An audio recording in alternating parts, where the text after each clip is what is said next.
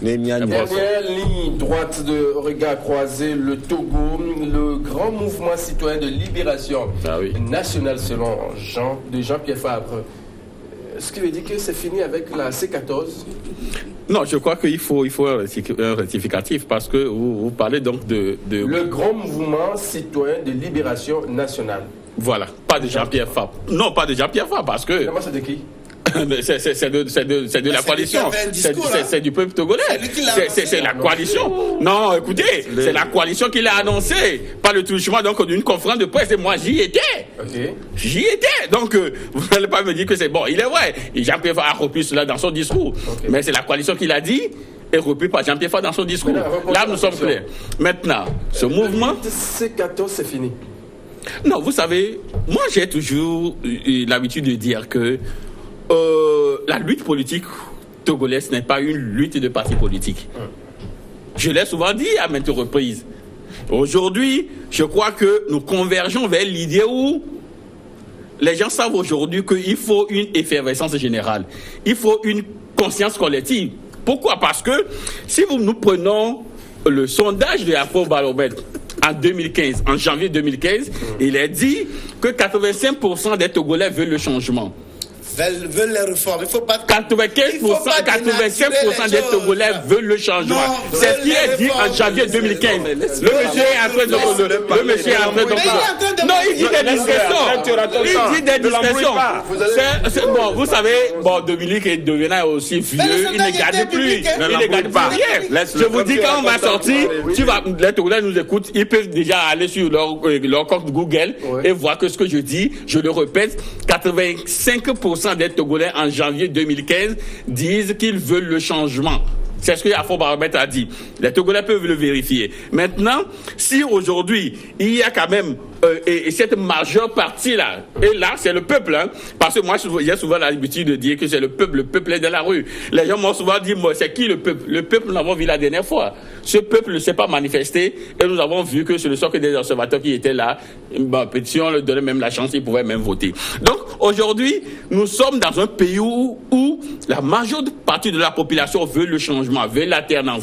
Ils veulent également expérimenter les bons fruits donc, de l'alternance. Donc, aujourd'hui, cette conscience collective-là va œuvrer à ce qu'on arrive finalement à l'alternance. Et figurez-vous, qu'est-ce qui s'est passé en 90, le 5 octobre 90? Il est vrai que ce sont des étudiants donc, qui sont réclamés à l'époque donc, de la CDPA qui ont été condamnés parce qu'ils distribuaient des tracts, mais c'est une effervescence générale qui a fait tomber la statue du général Eyadema. C'est une effervescence générale qui a fait qu'aujourd'hui, qui a sonné le glas du parti unique, parti État, et nous sommes arrivés donc au multipartisme. Aujourd'hui, nous allons refaire l'expérience et vous verrez que ça va marcher comme si des roulettes. Merci Sylvestre. Le mythe C14, Dominique, pour vous, c'est fini. Tu sais, il y a un leader politique qui a qualifié de déjà vu, ou bien de réchauffer, c'est vrai. Parce que, vous vous rappelez, on avait avant, c'était le CST, le collectif Sauvons le Togo. Et là, il y avait au sein de ce collectif des partis politiques, des associations proches de l'opposition et autres. Bon, après leur échec, ils ont créé CAP 2015. Là aussi, il n'y avait que des partis politiques qui s'est mué finalement en C14. Là aussi, il n'y avait que des partis politiques. Donc aujourd'hui, ils reviennent avec une autre organisation, avec la société civile, comme c'était le cas du CST. C'est dit déjà vu. Les Togolais ont déjà vu ça. Maintenant, qu'est-ce que ça peut apporter comme changement? Je ne crois pas que ça peut apporter grand-chose. Parce que vous savez, si lui dit en 90, le mouvement a fait tomber la statue du président Eyadema, le président Eyadema était là. Je te l'ai dit et je te répète que ça a fait tomber le parti unique parti État. Je te dis que ça fait tomber le parti unique parti État. Et nous sommes d'accord. J'ai la parole. Non, je suis là pour te cadrer parce que faut pas sortir. Si tu sors, je te cadre. Je ne demande rien absolument. Donc je disais tantôt qu'aujourd'hui tu as besoin de mon expertise quand même. Comment ils ont, le peuple et la communauté internationale. Le peuple, pour lui, c'est les marcheurs, c'est quelques individus qui marchent dans la rue. Le peuple, c'est ce que Fort Yassimi a dit, la minorité. C'est exprimer le 20 décembre. La minorité était préposée. Avec un taux de participation de 59%. Pourquoi? Ben, toi, tu n'as aucun chiffre. Qu'est-ce qui s'est passé le 20 décembre? Qu'est-ce qui s'est passé le 20 décembre? Aucun chiffre. Qu'est-ce qui s'est passé le 20 décembre? Non, je te pose la question. Qu'est-ce qui s'est passé le 20 décembre? Mais au niveau de qu'est-ce qui s'est passé le 20 décembre? Le coup de force. Préfecture par préfecture. Et que tous les Togolais ont vu et ont compris. Le coup de force électoral. Ils sont allés le 20 décembre. Ils ont voté, choisi les députés. Maintenant, si eux, ils ont délibérément choisi de boycotter ce scrutin, puisque lorsqu'on dit ils ont boycotté, non, on n'a pas de. Non, repose-lui la question. Il devient annulé. Repose-lui la question. Il sort du débat. Ils oublient. Repose-lui la question. Ils ont appelé à boycotter le recensement. Or, sans recensement, comment on peut aller aux élections? Donc, je crois que parfois, c'est des arguties. Des gens. Donc ce qu'ils sont en train de faire, c'est du déjà vu. Moi je dis, ils ont annoncé avec l'aide de mon confrère Béni que si jamais on allait à ce scrutin du 20 décembre, il y aura apocalypse. Le Togo va plonger dans le chaos indécisif. Ça va même dépasser 2005. Mais on est allé à ces élections-là sans rien. Sans rien. Ceux qui ont été tués, c'est rien. Aucun Togolais. Les Togolais qui sont tués, c'est rien. C'était avant les élections. Il n'y a pas eu d'élection. Il n'y a pas eu d'élection au Togo. Il y a eu un coup de force le 20 décembre. Il n'y a pas eu d'élection. Il n'y a pas eu d'élection. C'est un coup de force électoral. Il n'y a rien. C'est un coup de terre électoral. Il n'y a rien. Non, comment à chaque fois, vous allez marcher sur le corps des Togolais avant d'aller avoir un coup de... Monsieur Dominique, même ce corps, c'est déjà beaucoup. Pourquoi on ne marche pas sur ton corps? Monsieur Dominique, j'ai la parole, je vous en prie. Non, tu fais rire, mon ami. J'ai la parole, je vous en prie. Tu fais rire, mon ami. J'ai la parole, je vous en prie. Vous savez, il me tient à cœur aussi de faire ce rectificatif-là. Oui. De préciser que ce mouvement citoyen pour la libération n'est pas un mouvement de M. Jean-Pierre Fabre. Il me tient de le rectifier. Ce n'est pas un mouvement de M. Jean-Pierre Fabre.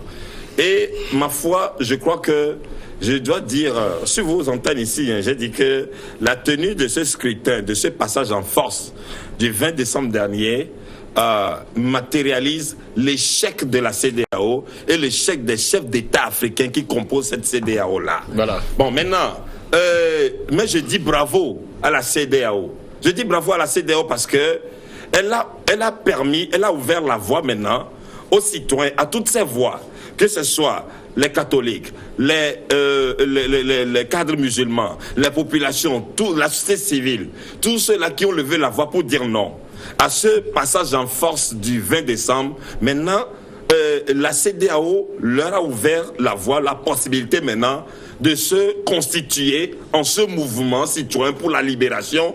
Et ma foi, le danger, c'est que la CEDEAO a tout fait pour que la C14 ne soit pas un interlocuteur, parce que dans sa rencontre du 22 décembre, elle a décidé de mettre fin à la mission des facilitateurs. Donc du coup, c'est un message de dire que l'appel lancé par M. Tipi Atadam au lendemain du 19 août, que cet appel devient obsolète, parce que c'est cet appel qui a conduit à la formation de la C14. Alors maintenant, les citoyens ont pris acte. Et maintenant, ils vont se muer, je vous en prie, ils vont se muer maintenant en ce mouvement citoyen pour la libération. Et là, le danger, c'est qu'il n'y aurait plus d'interlocuteurs en face. Voilà. Et quand il n'y a plus d'interlocuteurs en France, ça veut dire que c'est un train qui n'a pas de frein. Non. J'ai la parole, je ne veux pas être embrouillé. Alors maintenant, tout seul, oui, vous avez eu votre temps d'antenne. C'est mon temps d'antenne, je veux qu'il me soit respecté. Moi, je le suis. J'insiste qu'il me soit respecté. Mon temps de parole. Ne m'embrouillez pas, monsieur Dominique. Non, ne m'embrouillez pas, monsieur Dominique. Il peut quitter le plateau. Non, laissez. Non, on garde le silence. Il faudrait pas qu'il nous... Alors donc, monsieur Mathieu, je vous dis que ce passage en force du 20 décembre, ma foi, ça a été une grosse erreur, parce que ça donne maintenant la possibilité aux citoyens de prendre leurs responsabilités. de prendre les responsabilités. Les citoyens qui ont boycotté ces recensements, même il y en a qui ont été manipulés. On leur a servi le fait qu'avec cette carte d'électeur, vous pouvez faire des prêts ou dans les contrôles nocturnes des agents, si on ne vous voit pas avec les cartes d'électeur, vous serez obligé d'être arrêté, etc. Ces petits gens qui maintenant vont prendre les responsabilités, vont lever leur voix. Et ma foi, je pense qu'il faut dire bravo à la CEDEAO qui a permis maintenant que ces élections du 20 décembre ne soient pas la solution d'une sortie de crise. Et ce qui est dommage, c'est que la feuille de route de la CEDEAO, aujourd'hui, on se rend compte que c'est une farce. C'est une farce parce que tout ce qui a été inscrit, rien n'a été fait. Il n'y a que le passage en force du 20 décembre, mais elle a salué. Et je l'ai dit, ce n'est pas étonnant. Des Africains, vous entendez quoi d'extraordinaire des Africains? Vous les Africains, on n'avez jamais rien fait d'extraordinaire. C'est pas étonnant. Et voilà, c'est lamentable, c'est dommage, c'est triste. Est-ce que je donne la parole à Sylvain? C'est comme si c'est du déjà vu, non? Non, pourquoi parlez-vous du déjà vu? Je vous fais juste cette... Je te fais juste cette... mouvement citoyen de libération. Je te fais juste cette caricature-là. Laquelle? Prenons juste un match de football. Parfois, le coach a le même système. Mais qu'est-ce qu'il fait? Il suffit juste de changer quelques pions et puis vous gagnez le match. Voyez-vous? Donc, lorsque vous avez tendance à dire du réchauffé, d'accord, c'est du réchauffé, mais vous verrez ce que ça va donner sur le terrain. Et je vous ai déjà donné l'exemple de 90, qui a permis aux Togolais d'arracher le multipartisme, qui a contré le général, qui a permis quand même de démolir cette statue-là. Parce que nous n'étions pas quand même, nous étions dans une dictature dure, pure et très méchante à l'époque. Donc aujourd'hui, oui. Mais qu'est-ce qu'on peut attendre de ce mouvement-là? Je vous dis, vous verrez, c'est un mouvement de libération nationale et vous verrez les postes. Mais nous sommes sous le joug de Gnassingbé. Nous sommes sous le joug de Gnassingbé depuis 52 ans. Les Togolais veulent également, je vous dis, les Togolais veulent expérimenter l'alternance. Mais la CEDEAO, qui devient aujourd'hui un garçon de course du régime togolais, est déjà disqualifié.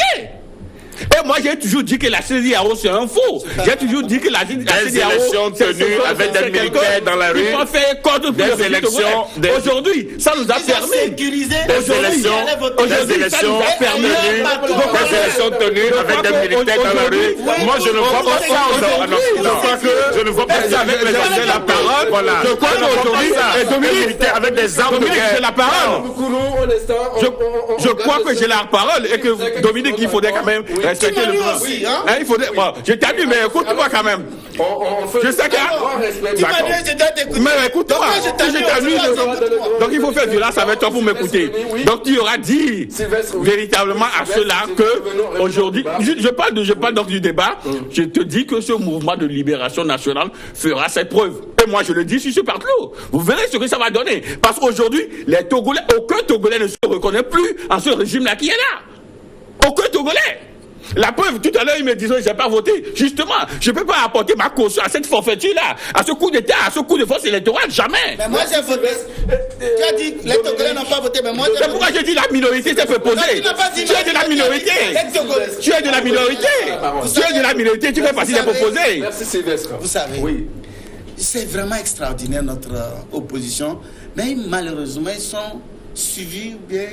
Ceux-là aussi, mon ami là aussi. C'est comme des Non. Je crois qu'il doit être respectueux. Non, pas des amis. Non, oui. Pas de propos discourtoires. Ça ne passe pas. Je vous en prie, monsieur respectueux. Donc, tu es plus intelligent que ça. Il ne faut pas dire des âneries sur le terrain. Je dis non, j'ai pas dit. Non, j'ai dit il ne faut pas qu'il fasse des âneries. C'est pas une insulte. C'est pas une... Je ne dis pas qu'il est âne. Je dis qu'il ne faut pas faire des âneries. Oui, on revient. Bon, vas-y. Si tu veux, je le retire. Oui. Vous savez, c'est du déjà vu. Et derrière, il a dit qu'il faut que le peuple prenne ses responsabilités. Le peuple va prendre ses responsabilités. Le peuple prend ses responsabilités. Le peuple n'a pas exprimé sa souveraineté le 20. La majorité est restée sans aller voter. C'est-à-dire l'insurrection. L'insurrection. Vous êtes de vrais comédiens. Donc, l'insurrection. Vous avez recherché empêché l'insurrection depuis jusqu'à ce jour. Ça ne marche pas. Pourquoi vous n'essayez pas autre chose? Mais qui a parlé de l'insurrection? Mais qui a parlé de l'insurrection? Qui a parlé d'insurrection? Non, il ne faudrait pas qu'il a parlé d'insurrection. Il est contre-vérité. Qui a parlé d'insurrection sur le plateau? Mais il rêve. Merci de garder le silence. Voilà. Ok, j'ai la parole. Oui, vous avez la parole. Vous savez, en Tunisie, il y a 9 personnes qui se sont immolées. Le premier qui s'est immolé, un certain Bouazizi, a contribué à la chute de Ben Ali. Et les gens croyaient que quand Ben Ali va partir, il y aura vraiment, va couler le lait et le miel en Tunisie. Mais ils se sont rendus compte que la situation est plus exécrable. Et un Simon encore, pour voir si ça va changer, rien. Jusqu'à 9. La dernière fois, c'est un journaliste qui s'est immolé. Et jusque-là, la situation s'empire de jour en jour. Nous voulons justement. Nous voulons justement que quelqu'un d'autre arrive. Qu'on puisse changer. Il est mauvais. Oui. Aujourd'hui, chaque fois, il marche. Les Burkinabés marchent. Ils sont encore dans la rue. Mais quand même, ils sont en train d'expérimenter la tendance. Ça veut dire que arrêtez de vendre la chimère aux Togolais. Donc toi, tu veux vivre avec les Nyasingbe. Tu veux mourir avec les Nyasingbe. Moi, non. À travers les yeux. Si toi, tu veux mourir avec les Nyasingbe au pouvoir, moi, je te dis non. C'est en cela que la communauté internationale, vous, aujourd'hui, vous accusez la CEDEAO. La CEDEAO n'a rien fait. Mais accusez la France, les États-Unis, l'Allemagne et... c'est eux qui vous ont donné le pouvoir. C'est eux qui vous ont donné le pouvoir gratuitement. Ils ont trouvé je vous dis, tous les pays francophones. Je te rappelle que tous les pays francophones qui ont eu le malheur de connaître la France ont toujours des problèmes. J'ai 2 mots à dire. Oui. Non, vous aurez la parole dans un instant. Donc, vous dire que c'est parce que leur méthode est abjecte. Finalement, ils ne se retrouvent pas. Tu donnes la parole à quelqu'un d'autre. Parce qu'ils ne se retrouvent pas. Les abandonnés. Ils ne se retrouvent pas. La communauté internationale. Tu l'as déjà dit. Dis autre chose. Aussi les a abandonnés. Et je vous dis qu'aujourd'hui, lui, il dit. Non, donne la parole à quelqu'un d'autre. Il ne se retrouve pas. Il dit qu'il va en Occident. Il se retrouve. Mais pourquoi il personnalise le débat? Pourquoi tu t'attaques à moi? J'ai dit, je n'ai jamais vu ça. Quand tu ne vois pas de militaires. Non, il ne se retrouve pas. Je vous dis que il est brouillé, quoi. Vous arrivez à Paris-Charles de Gaulle, vous arrivez à Zaventem. Finalement, il va nous amener aux États-Unis. Militaires, armes au point. Pendant les élections. Partout. Pendant les élections. Vous allez à la guerre. Qui vont aller à la maison? Non. Vous allez à la guerre. Que ce soit les élections ou pas élections. C'est pas pendant les élections. De la C14 qui se sont retrouvés dans ce grand mouvement citoyen de libération nationale. Ils vont libérer qui? Est-ce qu'il y a encore d'avenir? Vous libérez qui? Est-ce qu'il faut encore faire parler la rue? Mais c'est ça. Et pour quelle raison? Oui, il y a bel et bien d'avenir. Parce que cette élection a incarné une certaine exclusion. Exclusion. Je vous en prie, monsieur Dominique. J'ai la parole. Respectez mon temps de parole. Respectez mon temps de parole. Respectez-moi ça. Ayez l'élégance, ayez la décence, le civisme de me respecter mon temps de parole. Je vous en prie. Alors maintenant, pour dire, cette élection, ce passage en force a mis une certaine exclusion. A mis une exclusion d'une bonne partie du peuple, des populations togolaises. Et ça s'est traduit à travers les appels des différentes voix qui se sont manifestés pour demander à ce que ces élections connaissent un processus transparent, inclusif. Maintenant, la C14 a bien été exclue parce que la C14 a refusé de se laisser corrompre. Monsieur Dominique, laissez-moi tranquille. Monsieur Dominique, laissez-moi tranquille. Ils ont pris l'argent. Ayez un peu la honte de vous taire. Ayez un peu la honte de vous taire. Non, je vous en prie. Ayez un peu la honte de vous taire. Il ne faudrait pas quand même comme Dominique. Ayez la honte de vous taire. Tu étais là quand les gens ont pris l'argent. Je vous en prie. Non, ça c'est notre débat. Il ne faut pas laisser dans ce... Voilà, ayez la honte de vous taire. Tu dis n'importe quoi. Maintenant, monsieur Mathieu, vous savez... Et donc, cette exclusion d'une bonne partie du peuple, elle n'est pas consommée. On ne peut pas en faire du 20 décembre une fin en soi. C'est pourquoi ces citoyens qui ne se sont pas retrouvés dans ce processus, ils sont dans leur logique, dans leur droit de réclamer à ce que... Parce que nous, par exemple, moi, nous, au temps de la jeunesse patriotique, notre idée que nous poursuivons, c'est que le peuple exprime tranquillement et librement sa souveraineté. Parce que ce qui s'est passé le 20 décembre, le peuple n'a pas exprimé librement sa souveraineté. Maintenant, pour revenir au G5, etc., dont vous avez fait mention, je crois que le G5 s'est ressaisi, puisque avant les échéances, le G5 a sorti un communiqué demandant aux acteurs d'aller aux élections. Mais depuis qu'ils ont aussi appelé à ces élections et qu'ils ont vu que depuis le déclenchement du processus électoral, il y a eu des morts d'enfants, d'où il y a eu cette rencontre du G5 avec le gouvernement et qu'on a proclamé les résultats jusqu'à la Cour constitutionnelle. Est-ce que vous avez entendu le G5 encore se prononcer? Ils ont pris de la hauteur parce que c'est des Occidentaux. Ils ont décidé de ne plus se mettre au niveau des Africains. Ils ont refusé de se mettre au niveau des Africains. Ils ont refusé de se mettre au niveau des Africains avec leur façon à peu près de réfléchir. Ils ont pris de la hauteur et ils ne se prononcent pas. Vous savez, je vais vous dire une chose. Le pouvoir appartient au peuple. Et la souveraineté appartient également au peuple. Au peuple, point très. C'est pas au président de la République. Ni à aucune force. On parle de quel peuple? C'est clair, le pouvoir appartient au peuple. Non. La souveraineté au peuple. Écoute, ce n'est pas une question de qu'on puisse faire le débat jusqu'à la fin. Oui. Tu étais au Togo le 20 décembre. Je te demande si tu étais au Togo. C'est moi qui dirige le débat. Mais tu étais. Non, c'est juste. Tu poses la question. Tu as vu ce qui s'est passé le 20 décembre. C'est des comportements des gens comme ça. Tu as vu ce qui s'est passé le 20 décembre. Le peuple est resté à la maison. Et la minorité. Et ceux qui étaient. La minorité de Fonya Singbe, qui a reconnu qu'il y a une minorité qui pille les richesses nationales. C'est le chef de l'État qui l'a dit. Qu'il y a une minorité qui pille le pays. Et c'est cette minorité-là. Et ces préposés qui sont allés faire le coup de force électorale. Les 2000, les 1000 francs qui ont circulé. Les 2000, les 1000 francs qui ont circulé. Il y en a même qui n'ont pas été payés. Ils étaient obligés de réclamer qu'on leur paye les 1000 francs, etc. Appelons les choses par nom. Je crois que j'ai la parole. Nous sommes de la société civile. Je crois que c'est la société civile et nous savons de quoi nous parlons. Dominique, j'ai la parole. Tu as intérêt à me suivre. Ok. Dominique, la corruption. Je crois que l'achat des consciences. Je crois que il faut corriger tout ça. Je crois que j'ai la parole, Dominique. Il faut faire violence avec toi-même pour m'écouter. Tous la parole et clôturer l'émission, oui. Pour le moment, c'est moi qui ai la parole. Oui, vous avez la parole. Et je le dis, et je le répète. Oui. Nous sommes au Togo et vous verrez ce que ce mouvement-là va produire au Togo. Il y a encore du mythe dans... Pourquoi vous voulez? Je vous dis que nous sommes au Togo. Parce que lorsqu'un président de la République est désavoué par une bonne partie du peuple, c'est dangereux. C'est ce que les gens n'arrivent pas à percevoir. Quel 60%? Vous parlez de quel 60%? Ça, tu parles de quel chiffre? Je vous dis que 25% des Togolais en ont marre du président de la République. Il veut le changement. C'était en 2015. Il te disait où?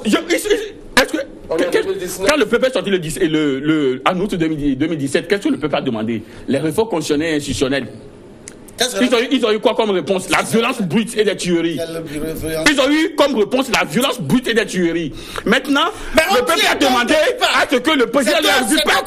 Parce qu'on ne peut pas demander à un président de la République qui estime avoir été élu par des Togolais, et lorsque les Togolais te demandent de faire les réformes, on passe par la violence brute et gratuite. Donc à un moment donné, il faut l'arrêter. Donc aujourd'hui, je crois que ce mouvement de libération nationale risque de faire changer les choses. Vous verrez. Merci Sylvestre, Dominique, juste quelques... Les Togolais qui écoutent mon confrère Béni vont dire, oh, c'est juste les mêmes histoires. Puisqu'on a, c'est dit déjà... Tu verras que c'est des histoires. Tu verras que c'est des histoires. Je vous dis que c'est toujours vous qui l'avez dit. Est-ce que le président de l'Ordre est sorti à nous? Est-ce que Fonya Singbe est sorti à nous? Est-ce qu'il est sorti à nous? Non, je te dis parce que... Tu as fait une fixation sur ma personne et je te réponds. Je te réponds. La dernière incantation des gens comme vous. Tu vas encore un décès et je te réponds qu'à un moment donné, vous serez obligés de quitter ce pays. De clôturer l'émission.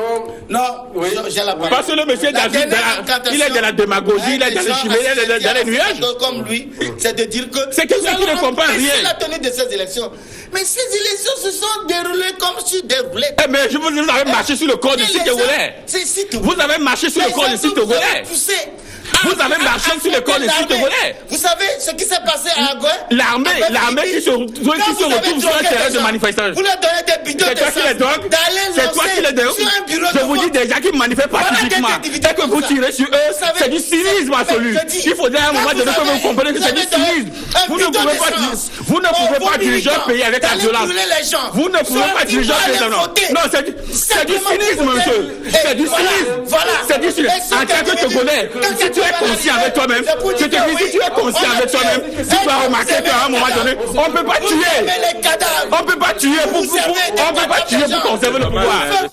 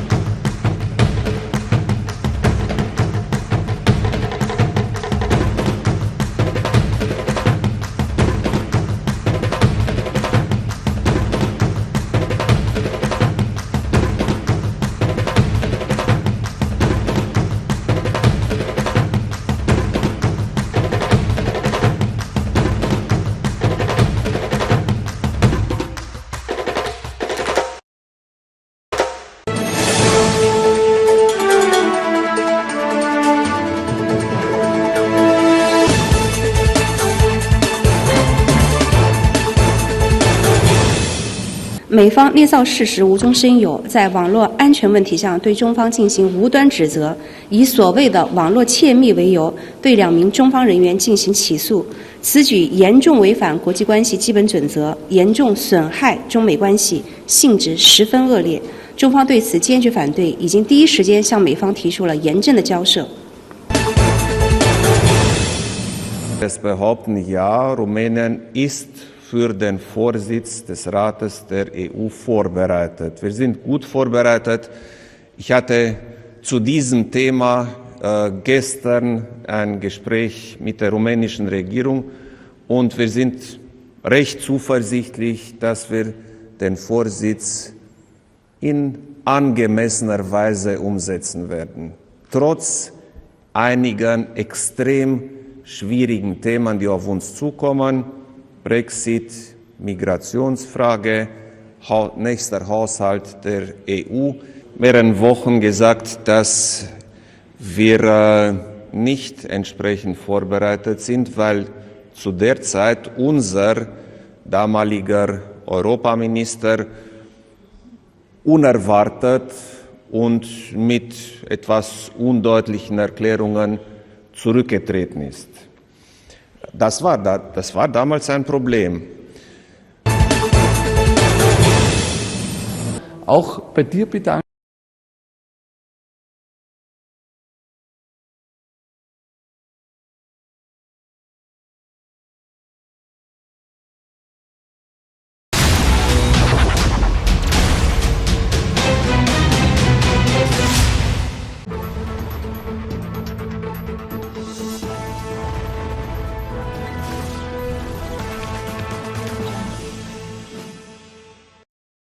Il reste encore beaucoup de travail à faire avant l'annonce officielle des résultats. La commission électorale congolaise envisage un report de la publication des résultats des élections alors que l'opposition craint que les résultats ne soient truqués en faveur du successeur préféré de Kabila, Emmanuel Ramazani Shadari. La Cour suprême du Sénégal rejette les recours de l'ex-maire de Dakar à 2 mois de l'élection présidentielle. Khalifa Sall contestait sa condamnation à 5 ans de prison pour escroquerie. Et puis un navire perd au moins 270 conteneurs dans les eaux de la mer du Nord dans la nuit de mardi à mercredi. 4 des conteneurs renferment une substance potentiellement dangereuse. Merci de rester fidèle à votre chaîne. Bienvenue à tous. La Commission électorale congolaise envisage un report de la publication des résultats provisoires des élections tenues dimanche dernier en République démocratique du Congo. Selon la CENI, 80% du matériel de vote reste à dépouiller. L'opposition, elle, craint que les résultats ne soient truqués en faveur du dauphin de Kabila, Emmanuel Ramazani Chadari. 5518 centres de vote déjà collectés. On est donc à 20% de ce qui doit être fait. La question c'est de dire est-ce que nous tiendrons les dimanches. Nous travaillons d'arrache-pied. La CENI travaille d'arrache-pied pour que les résultats soient consolidés. Ceci dit, on n'annonce pas les résultats tant que nous n'avons pas consolidé l'ensemble des bureaux de vote. Je vous remercie. Non, est-ce qu'on a fêté avec l'élection? Du côté du gouvernement de Kinshasa, c'est le rappel à l'ordre des journalistes couvrant les élections pour les médias étrangers qui s'imposent. Le gouvernement a rappelé jeudi que seule la Commission électorale nationale indépendante est habilitée à donner les résultats des votes. Ce rappel à l'ordre énoncé par le ministre des Médias intervient au lendemain du retrait de l'accréditation de la correspondante de Radio France Internationale RFI dont le signal est coupé en RDC. Il importe de retenir qu'en droit congolais, je le répète, c'est la Commission électorale nationale indépendante et elle seule qui est attitrée pour organiser les scrutins et en annoncer les résultats. Il importe néanmoins de noter, et c'est ma conclusion, qu'il ne sera jamais question de permettre à quiconque d'annihiler les efforts que nous avons tous consentis et de réinstaller le pays dans une situation conflictuelle purement artificielle à cause d'une manipulation malveillante délibérée des données du processus électoral.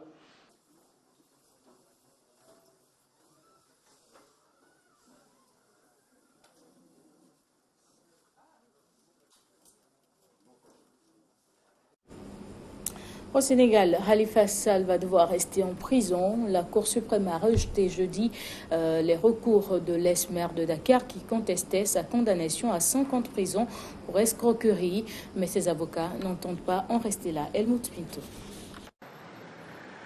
À 2 mois de l'élection présidentielle au Sénégal, les choses se précisent pour l'ancien maire de Dakar.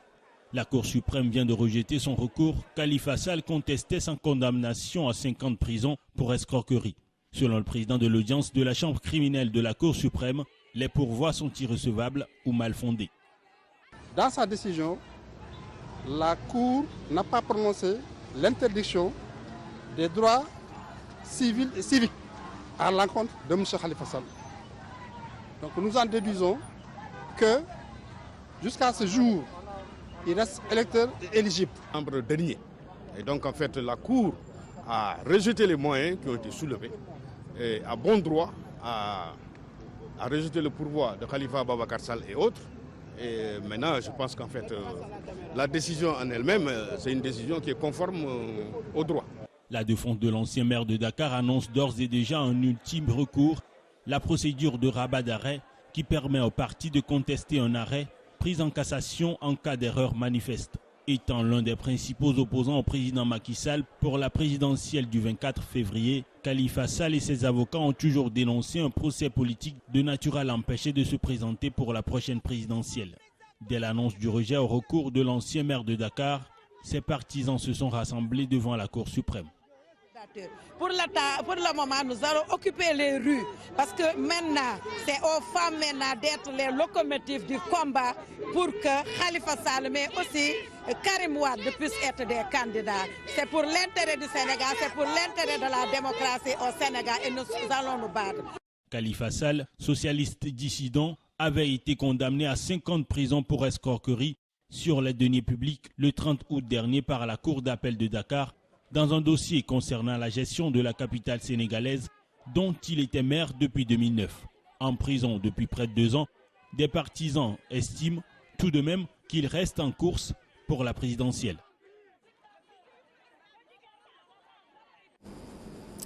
Pour la première fois au Niger, l'armée inflige de très lourdes pertes au groupe islamiste Boko Haram. 287 présumés membres du groupe terroriste ont été tués au cours d'une opération de ratissage menée pendant une semaine dans la région du lac Tchad. L'opération a été menée par un détachement militaire composé de 700 hommes. Aucune perte en vies humaines du côté des forces armées nigériennes. Le nouveau commandement militaire de Difa aura donc changé de tactique dans la guerre asymétrique contre Boko Haram. Un sac de 25 kg contenant du peroxyde organique, substance dangereuse, a été retrouvé jeudi sur une plage d'une île au nord des Pays-Bas. Un navire a perdu mercredi au moins 270 conteneurs dans les eaux de la mer du Nord, dont 4 renfermant une substance potentiellement dangereuse. Ce composé extrêmement inflammable et dont la fumée qu'il dégage s'il brûle peut être source d'irritation est en particulier utilisé dans la fabrication de plastique, de polystyrène et de PVC.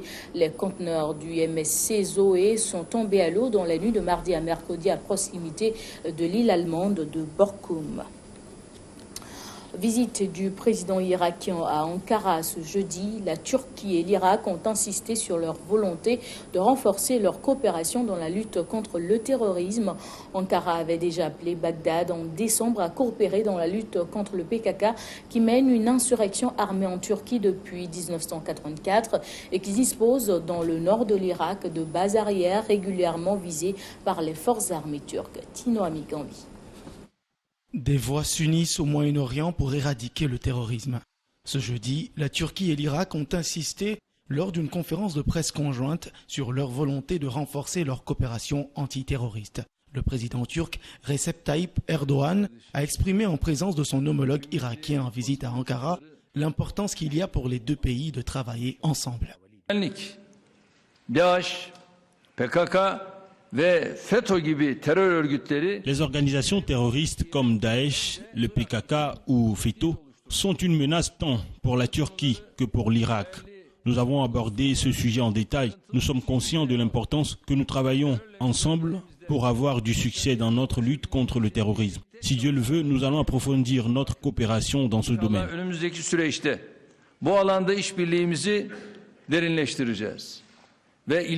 Décidé à marquer son retour sur la scène géopolitique, l'Irak se veut acteur d'un partenariat stratégique pour le bien de toute la région.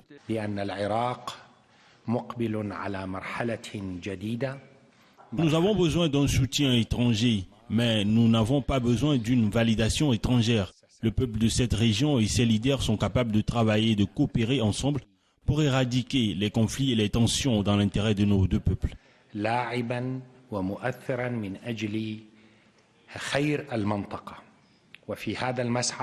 En décembre dernier, les relations entre les deux pays n'étaient toujours pas au beau fixe. Les frappes aériennes orchestrées par la Turquie sur des abris et des dépôts de munitions appartenant au Parti des travailleurs du Kurdistan, le PKK, ont engendré des tensions en Irak.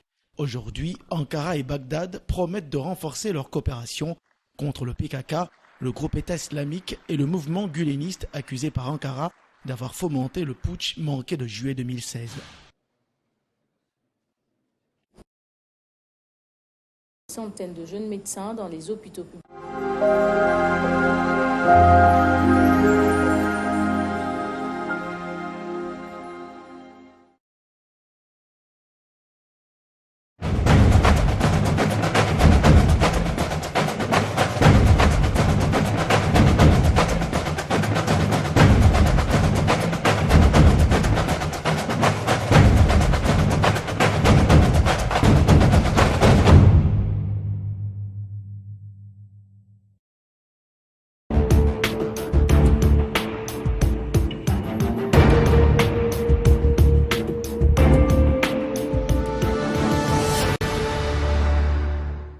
Bonsoir à tous, merci de nous préférer pour vous informer. Décryptage ce soir va se pencher sur le Gabon. L'opposition toujours sceptique sur la capacité d'Ali Bongo à gouverner. Nous allons évoquer la thématique avec notre éditorialiste sur le plateau. Didier, bonsoir. Bonsoir Mathieu. L'opposition toujours dubitative sur la santé d'Ali Bongo. C'est normal toujours ça?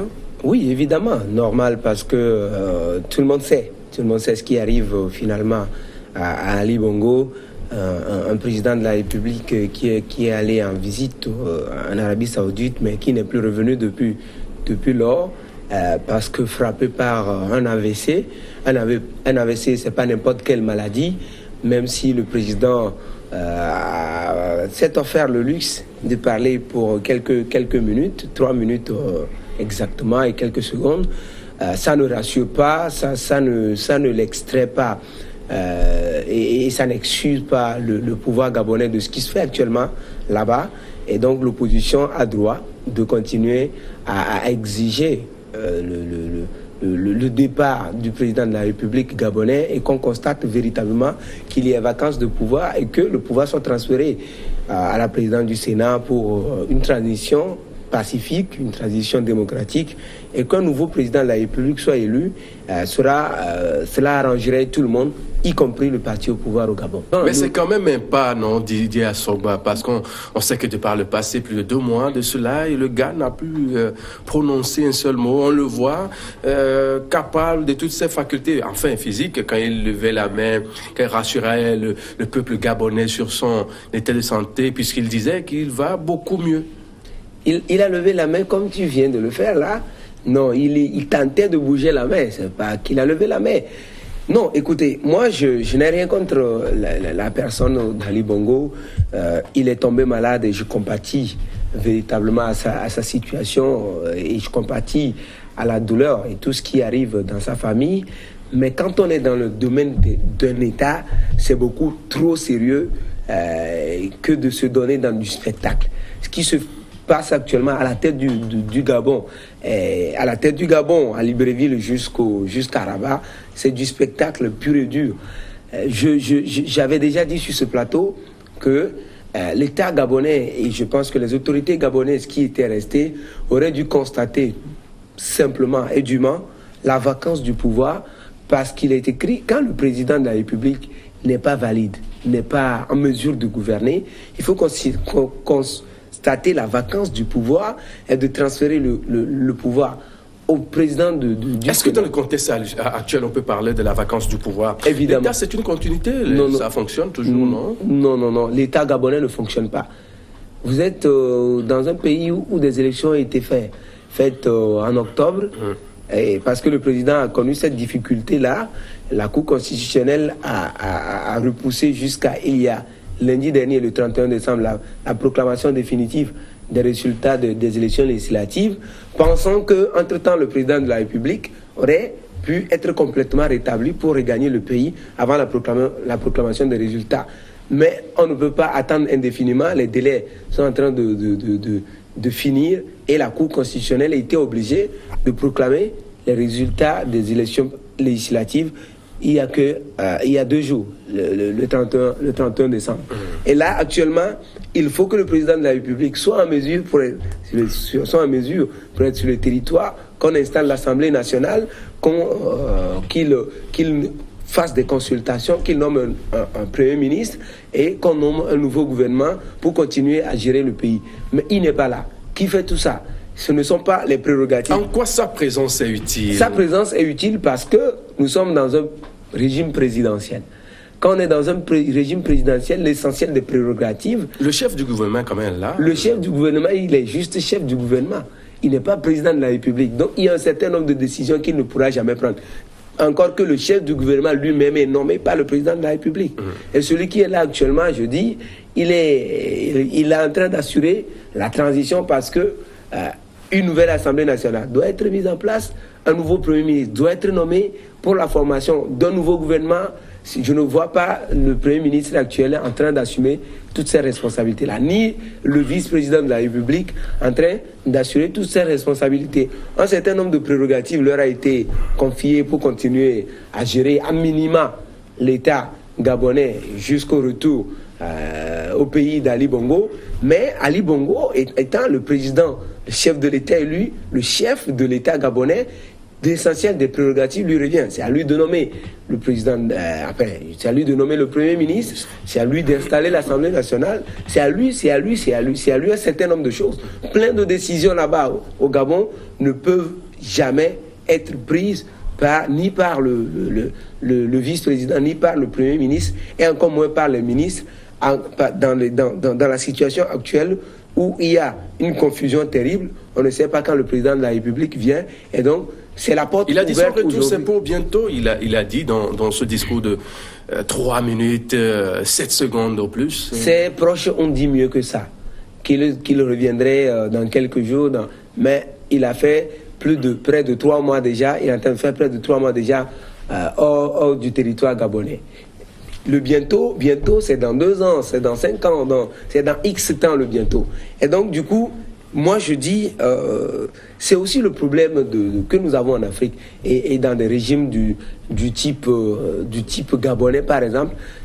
Voilà, tout le monde au niveau de la majorité présidentielle ne jure que par la personne d'Ali Bongo. Alors qu'Ali Bongo n'est pas un dieu, il n'est pas éternel.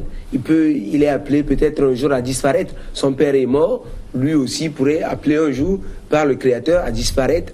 Mais il va falloir que l'État gabonais continue. Sans Ali Bongo, l'État gabonais peut continuer. Quand on a constaté véritablement qu'il est malade, que ses facultés physiques ont été atteintes. Un AVC, c'est pas un mot de tête, c'est pas un mot de ventre.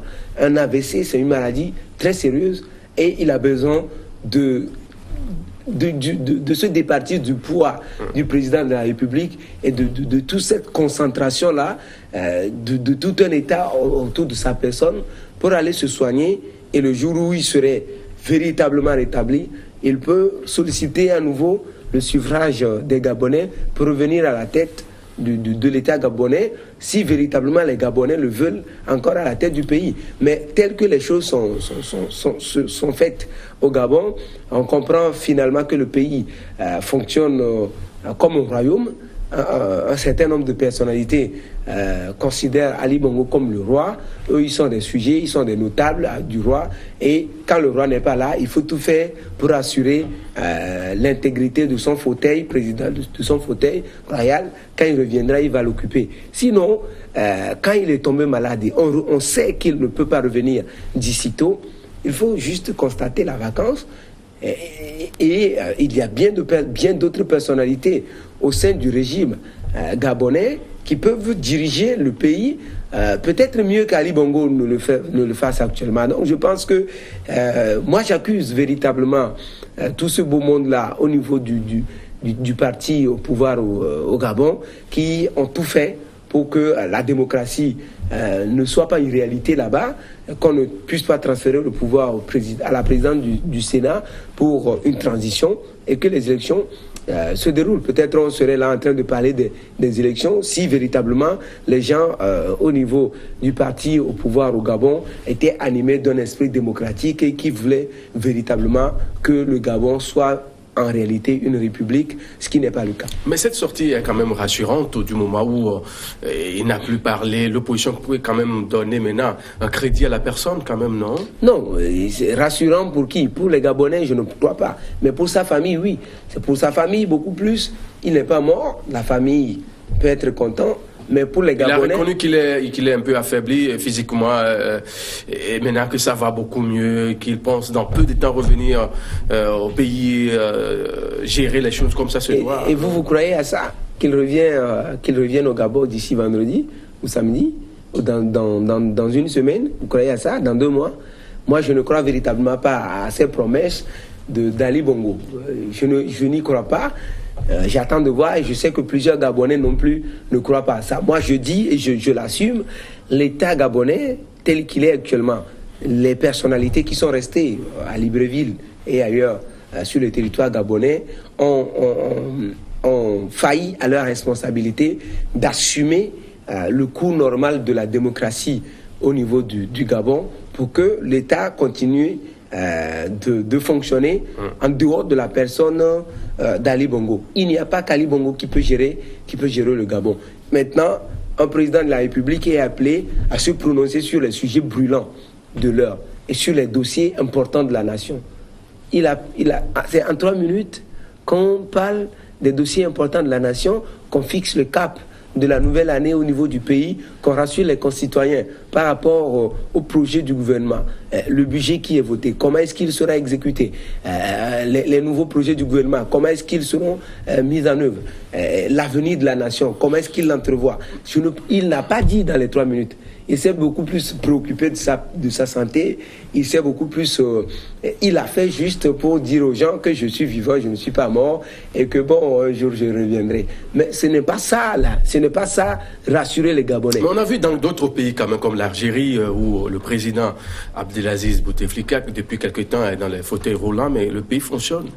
Oui, bon, vous voulez le pays comme l'Algérie. L'Algérie est-elle un modèle à copier pour des pays comme le Gabon? L'Algérie, le niveau de développement de l'Algérie n'est pas le niveau de développement du Gabon. Je suis désolé. Le Gabon, un pays riche avec du pétrole et bien plein d'autres ressources, mais le niveau de développement en Algérie n'est pas le même que le niveau de développement au Gabon. Ce qui se passe en Algérie n'est pas la même chose qui se passe au Gabon. Si en Algérie, Bouteflika peut diriger le pays, comment on l'appelle, dans un fauteuil roulant, et qu'il peut même rester 2 mois, plusieurs mois hors du pays, et que les généraux dirigent le pays, ce n'est pas ce qui se passe au Gabon. Je veux croire que en Algérie, tout le monde sait que ce sont les militaires qui dirigent le pays. Le gouvernement est formé par les généraux, à l'état-major de l'armée. Bouteflika n'est peut-être mis au courant que quelques jours et quelques temps après. C'est pas Bouteflika qui décide en Algérie. Mais dans le cas d'espèce au Gabon, il se trouve que Ali Bongo est celui qui décide. Jusqu'à preuve du contraire, ce ne sont pas encore les militaires au Gabon qui décident.